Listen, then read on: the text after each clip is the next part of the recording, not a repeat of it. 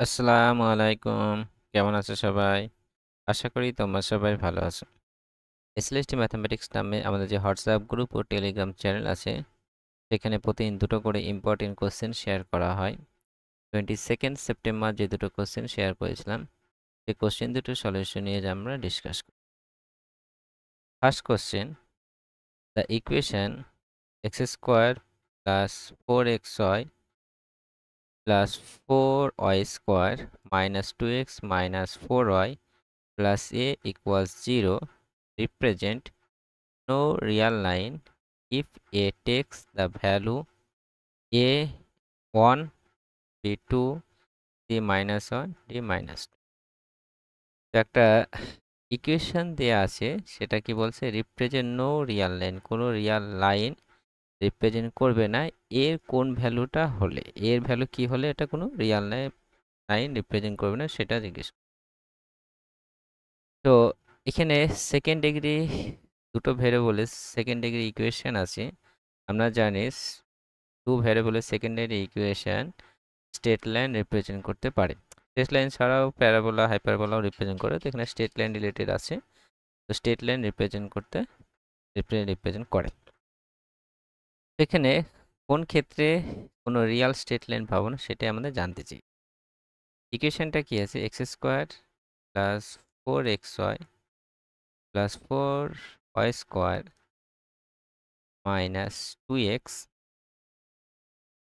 Minus 4y plus a equals 0। তো এটা যদি স্ট্রেট লাইন রিপ্রেজেন্ট করে, তাহলে এই স্ট্রেট লাইনের ইকুয়েশনটা আমরা কীভাবে বের করতে পারি? সেকেন্ড ডিগ্রি ইকুয়েশন যদি থাকে, টু ভেরিয়েবলের সেকেন্ডারি ইকুয়েশন, সেখান থেকে আমরা স্ট্রেট লাইনের ইকুয়েশন কীভাবে পেতে পারি দুটো স্ট্রেট লাইন যদি রিপ্রেজেন্ট করে?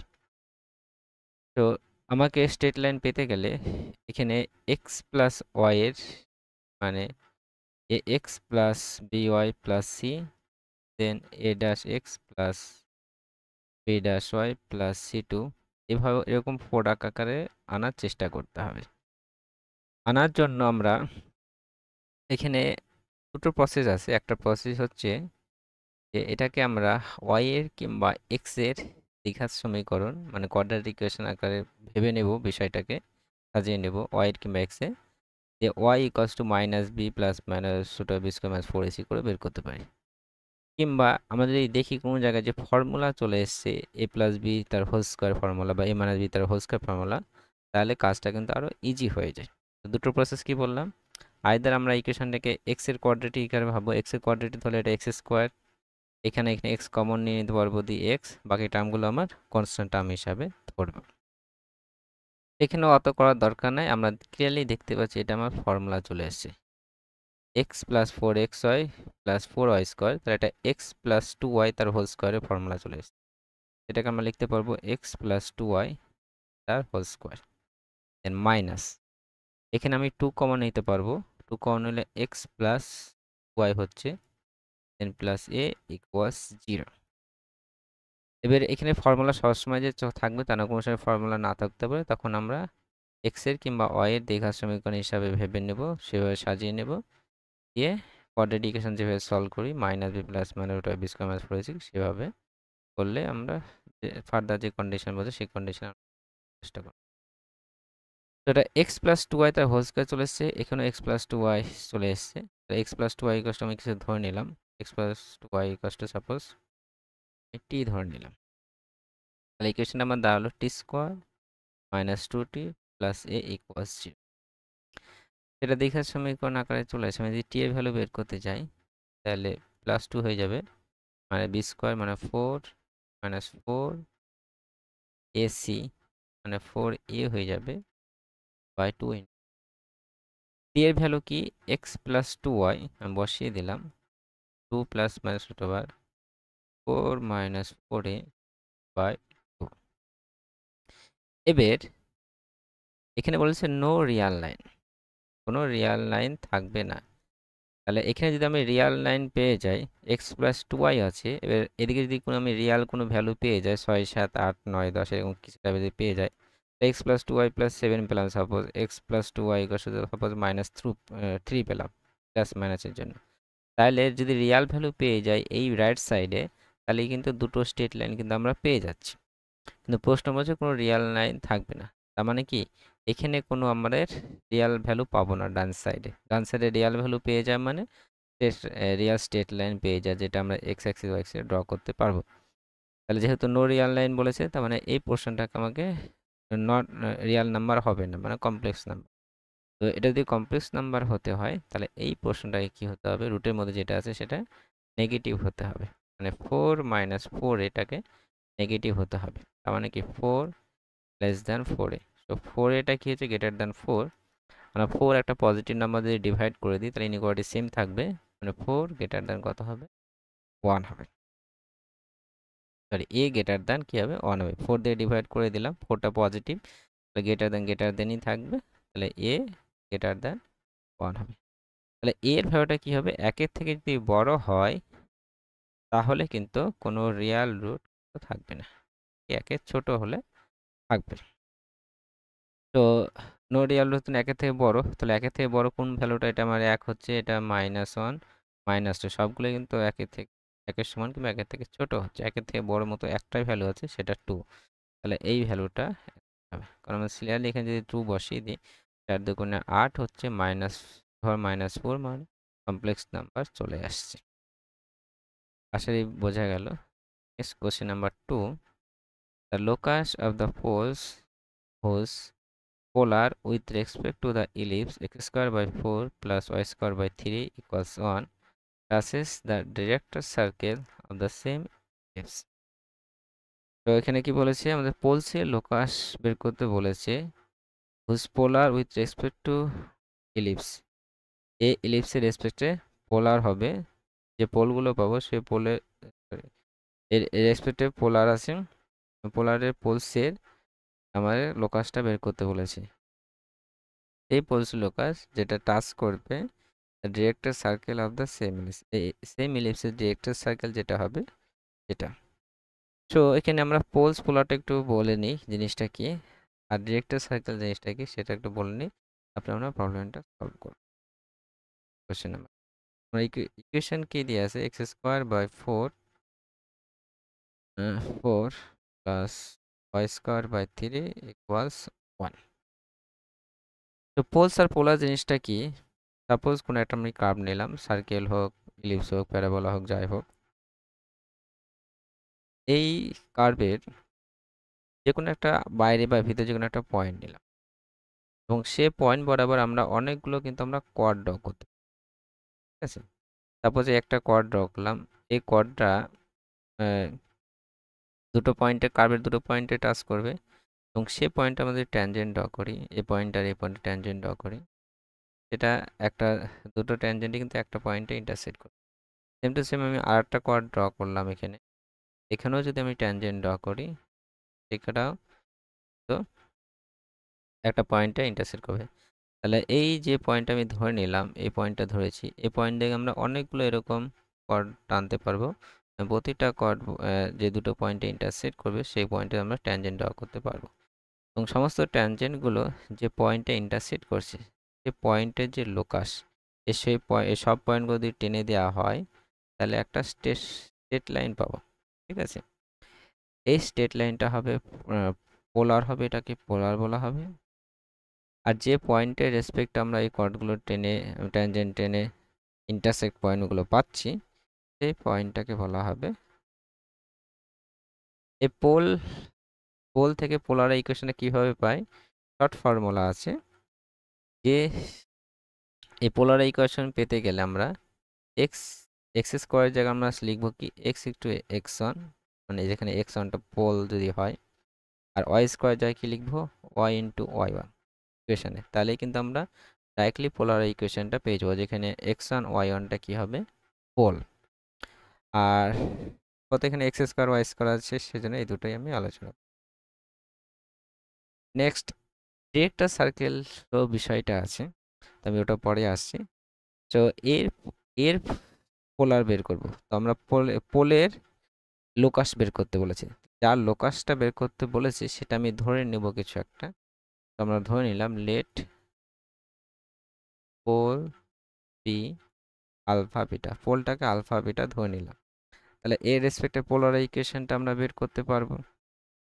তো পোলার ইকুয়েশনটা কি হবে, এক্স স্কোয়ারের জায়গায় কি এক্স এক্স ওয়ান, তাহলে এক্স এক্স ওয়ান মানে কি পোলের পয়েন্টটা তো যদি এক্স ওয়ান ওয়াই ওয়ান হয় তাহলে এক্স এক্স ওয়ান হতো, এখানে কি এক্স আলফা হয়ে যাবে, তাহলে কারণ পোলটা আমি আলফা বিটা ধরেছি, তাহলে alpha by 4 plus Y beta by 3 that's equal 1।